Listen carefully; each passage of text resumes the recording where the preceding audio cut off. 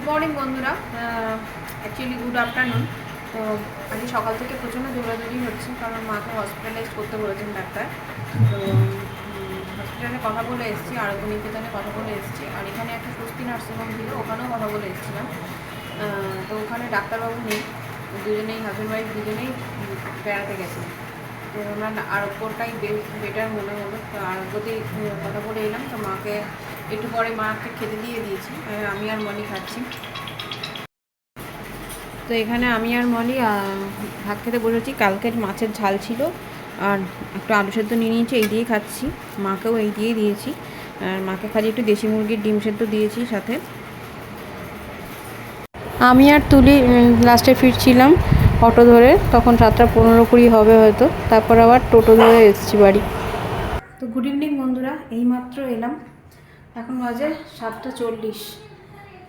তো আর এনার্জি নেই, ওদেরকে বাচ্চাগুলোকে খাওয়াবো। মলি পড়ছে, কালকে আর মলির পরীক্ষা আছে টিউশনের, বাংলা টিউশনের ওখানে পরীক্ষা আছে। তো অভি তো ব্লাড অ্যারেঞ্জ করে নিয়েছে। অভি সারাদিন আজকে কিচ্ছু খাওয়া হয়নি, সারাদিন এরকম দৌড়াদৌড়ি হচ্ছে। যাই হোক, অভি এখন 8টার সময় বললো ব্লাডটা হাতে পাবো, তারপর গিয়ে নার্সিংহোমে দিয়ে আসবে, দিয়ে এসে তারপর মাকে ব্লাড চালু করবে। তো আর আমার আজকে ভালো লাগছেও না। তো আজকের মতো ব্লগটা আমি এখানেই শেষ করছি। সবাই ভালো থাকবে, সুস্থ থাকবেন, আর অবশ্যই প্রে করবেন আমার মায়ের তাড়াতাড়ি বাড়ি ফিরে আসে। যতই হোক টেনশন তো হচ্ছেই, 62 ইয়ার্স হয়ে গেছে। বাই। আজকে রান্না করছে আমার মেয়ে,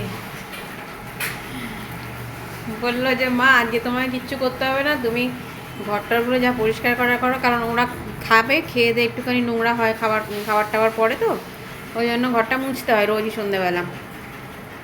তো বললো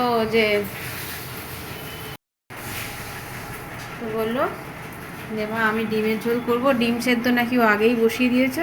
এই হচ্ছে আমার মেয়ের ডিমের ঝোল, নিজে নিজে করেছে, এই ফার্স্ট টাইম।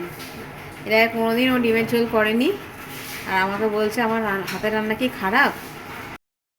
ও একবার ইয়ে করেছিল, কি বেশ স্যান্ডউইচ করে খাইয়েছিল, আর একটা বেশ ওটা কী বলে না, এগ নক করে খাইয়েছিল, ওগুলো ওদের স্কুলে আছে, ওগুলো করে খাইয়েছিল। আর একটা বেশ কী খাইয়েছিলিস রে, হানি দিয়ে ফ্রেঞ্চ টোস্ট, এগুলো করে খাইয়েছিল, পাস্তা করে খাইয়েছে। তা এই ডিমের ঝোল এই ফার্স্ট।